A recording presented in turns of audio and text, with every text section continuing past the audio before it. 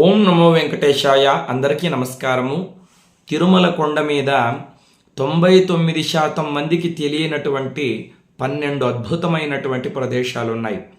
చాలామంది తిరుమలకు వెళ్ళి వెంకటేశ్వర స్వామిని దర్శించుకొని లడ్డు వడ ప్రసాదం తీసుకొని ఇంటికి వచ్చేస్తూ ఉంటారు. కానీ ఈ అద్భుతమైనటువంటి ప్రదేశాలను దర్శించుకోకుండానే వచ్చేస్తూ ఉన్నారు. ఇప్పుడు ఈ వీడియోలో చెప్పబోయేటువంటి 12 అద్భుతమైన ప్రదేశాలని గనక మీరు చూడకపోతే ఈసారి తప్పకుండా చూడండి. వెంకటేశ్వర స్వామి యొక్క పరిపూర్ణమైన అనుగ్రహం కలుగుతుంది. తిరుమల కొండకు వెళ్ళినప్పుడు మనం పవిత్రంగా గోవిందనామస్మరణతో వెళ్ళాలి.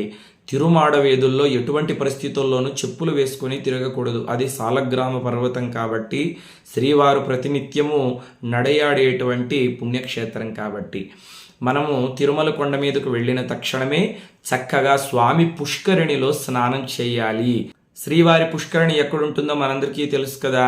స్వామివారి దేవాలయానికి ఉత్తరం దిక్కులో ఉంటుంది. మహాశక్తివంతమైనటువంటి పుష్కరిణి అది అన్నమాట. ఎందుకంటే మనకు వెంకటాచల మహత్యంలో ఏం చెప్పారంటే, దుర్లభం మనుష్య జన్మ స్వామి పుష్కరిణి స్నానం ఏకాదశి వ్రతం చాపి త్రయం అత్యంత దుర్లభం అన్నారు. ఈ మానవ జన్మ సార్థకం కావాలంటే స్వామి పుష్కరిణిలో స్నానం చేయాలి. ఈ ప్రపంచంలో ఎన్ని పుణ్యతీర్థాలైతే ఉన్నాయో, గంగా, యమున, నర్మదా, సింధు, కావేరి, తుంగభద్ర, ఈ నదులన్నిటిలోనూ మనం స్నానం చేస్తే ఎంత పుణ్యం అయితే వస్తుందో, స్వామి పుష్కరిణిలో స్నానం చేస్తే అంత పుణ్యం వస్తుంది అని చెప్పారు. ఎందుకంటే స్వామివారు ప్రతినిత్యము స్నానం చేసేటువంటి పుష్కరిణి కాబట్టి. స్కాంద పురాణంలో వ్యాస మహర్షి ఏం చెప్పారంటే, బ్రహ్మహత్యాది మహాపాతకాలు కూడా ఈ పుష్కరిణి స్నానం వల్ల తొలగిపోతాయి అని చెప్పారు. అంటే మనం పుష్కరిణిలో స్నానం చేసిన తక్షణమే మనం అంతవరకు చేసిన పాపాలన్నీ కూడా పటాపంచలవుతాయి. ఆ తర్వాత మనం సాంప్రదాయబద్ధమైనటువంటి వస్త్రాలని ధరించి తిరునామం పెట్టుకొని ఆ పుష్కరిణిలో నుండి అలా బయటికి రాగానే వరాహస్వామి దేవాలయం మనకు కనిపిస్తుంది. ఆది వరాహ క్షేత్రము అని తిరుమలకు పేరు. అంటే వెంకటేశ్వర స్వామి కంటే కూడా ముందు నుండి ఆ తిరుమల క్షేత్రంలో ఉన్నటువంటి స్వామి వరాహస్వామి. వరాహస్వామిని దర్శించకుండా తిరుమలలో వెంకటేశ్వర స్వామి దర్శనం చేసుకుంటే ఎటువంటి ఫలితము కూడా ఉండదు.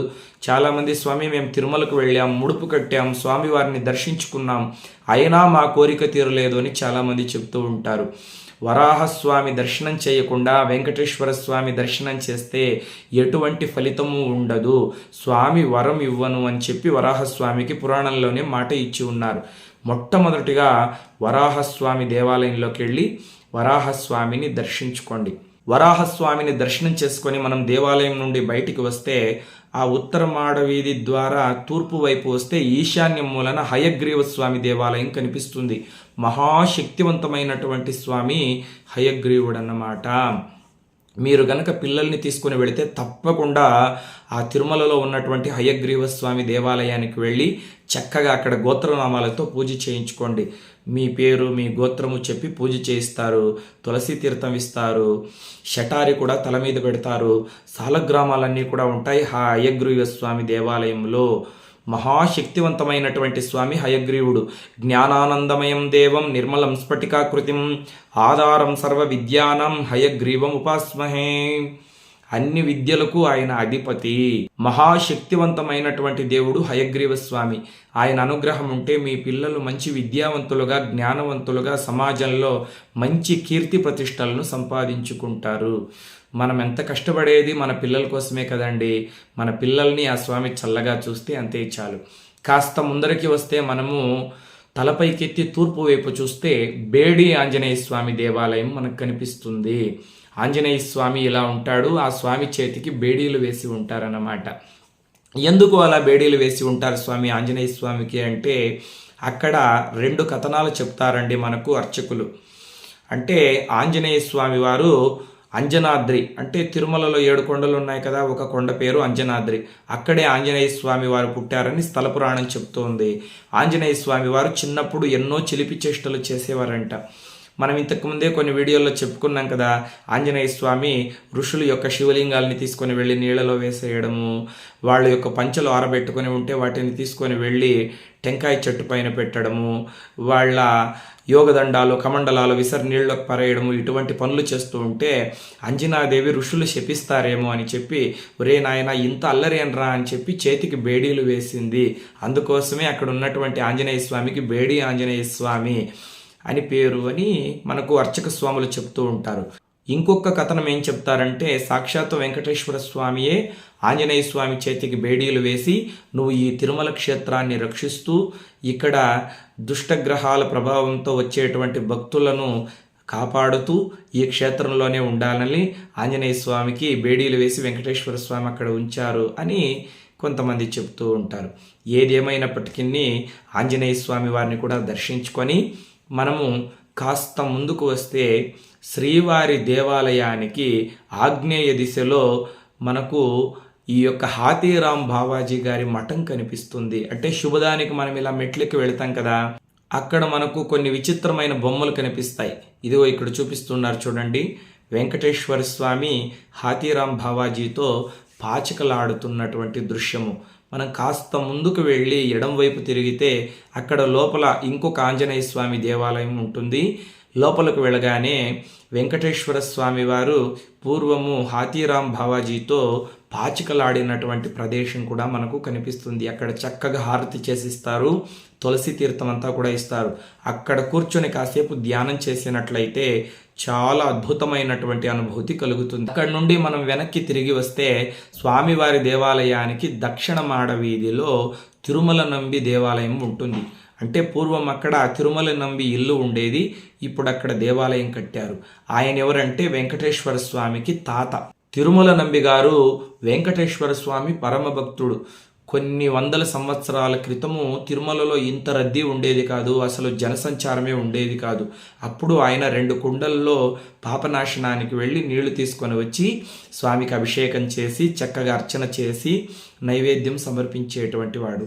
ఆయనకి వయసు అయిపోయిన తర్వాత 2 కుండల్లో నీళ్లు తీసుకొని వస్తూ ఉంటే స్వామివారు ఒక కోయ పిల్లవాని రూపం ధరించి వెళ్ళి తాత నాకు తాగడానికి కొన్ని నీళ్లు పోయి అంటే అప్పుడు ఓరి పిల్లవాడా ఇది వెంకటేశ్వర స్వామి కైంకర్యానికి తీసుకొని వెళుతున్నాను, ఇక్కడ నుండి వెళ్ళు అంటే లేదు లేదు మీరు నాకు తాగడానికి నీళ్ళు ఇవ్వాలి.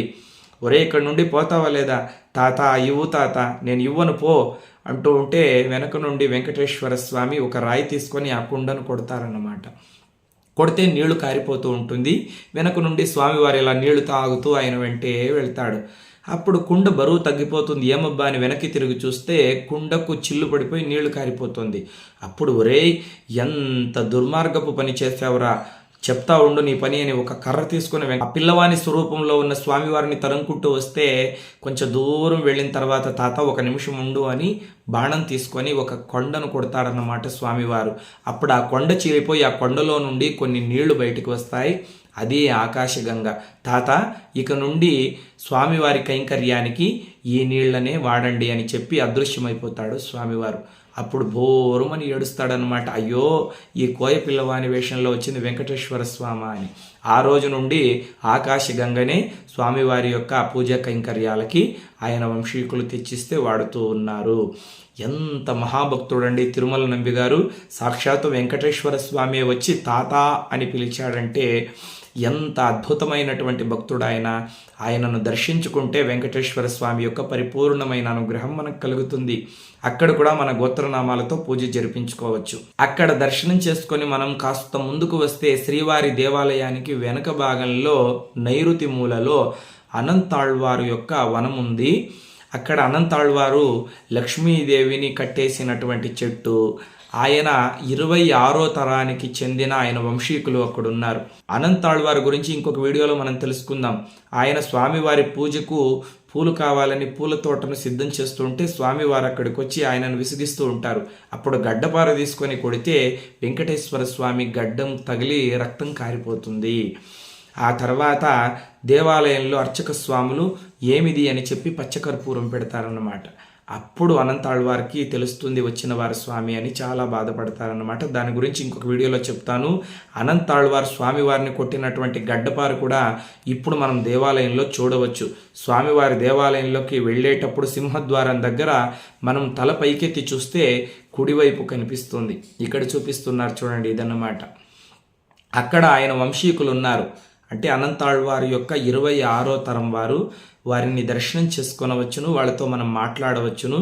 అక్కడ నుండి స్వామివారి దేవాలయం వెనక భాగానికి వస్తే అక్కడ చూడడానికి పెద్దగా ఏమీ లేదు. కాస్త ముందుకు వస్తే స్వామివారి దేవాలయానికి వాయువ్య దిశలో అహోబిల నరసింహస్వామి దేవాలయం ఉంటుంది.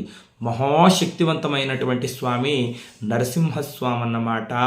అహోబిలం మఠం వారు కట్టినటువంటి దేవాలయం అది. అక్కడ కూడా మనకు గోత్రనామాలతో పూజ చేసిస్తారు. నరసింహస్వామి చూడడానికి చాలా అద్భుతంగా ఉంటాడండి. చాలామందిలో ఉన్నటువంటి అపోహ ఏమంటే కదిరి నరసింహస్వామి భక్తులు తిరుమలకు వెళ్ళకూడదు అని. అలా ఎక్కడా పురాణంలో చెప్పలేదండి. నరసింహస్వామి దేవాలయాలు తిరుమల కొండపైన 2 ఉన్నాయి. ఇక్కడ అహోబిల నరసింహస్వామి దేవాలయం ఒకటి ఉంటుంది. ఇక లోపల శ్రీవారి దేవాలయంలో కూడా యోగ నరసింహస్వామి మనకు దర్శనమిస్తాడు. నరసింహస్వామిని దర్శించుకొని ఉత్తర మాడ వీధిలో కాస్త ముందుకు వస్తే ఎడం వైపు వికనస మహర్షి వంశీకులు ఉంటారండి.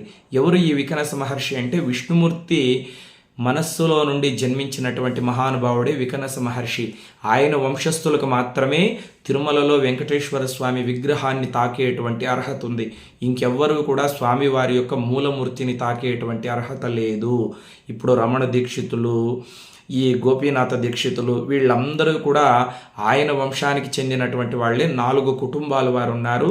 వాళ్ళు మాత్రమే స్వామివారిని తాకి కైంకర్యం చేసేటువంటి అదృష్టం. ఆ తర్వాత కాస్త ముందుకు వస్తే ఉత్తరమాడ వీధిలో కుడివైపు అన్నమాచార్యుల వారు నివసించినటువంటి ఇల్లు మనకు కనిపిస్తుంది. స్వామి, మేము ఇన్నిసార్లు తిరుమలకు వెళ్ళాము, అన్నమయ్య గారు ఎక్కడ ఉండేవారో మాకు తెలియదే అంటే, చూడండి, ఆయన ఇల్లు పూర్వం ఉండేది, కానీ అది పాడుపడిపోయిందని తొలగించేశారు. ఆయన ఇల్లు ఉన్నటువంటి చోటే ఇదిగోండి ఈ మంటపం కట్టారన్నమాట.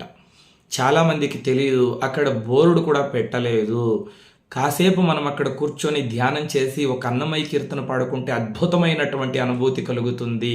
అన్నమాచార్యుల వారు మన తల మీద చేయి పెట్టి ఇలా నిమిరినట్లు అనుభూతి కలుగుతుంది. ఈసారి ప్రయత్నించండి. దాని ముందర అలాంటిదే ఇంకొక మంటపం ఉంటుంది. అక్కడ వేంగమాంబ గారి ఇల్లు ఉండేది. అది కూడా పాడుపడిపోయిందని తొలగించేశారు.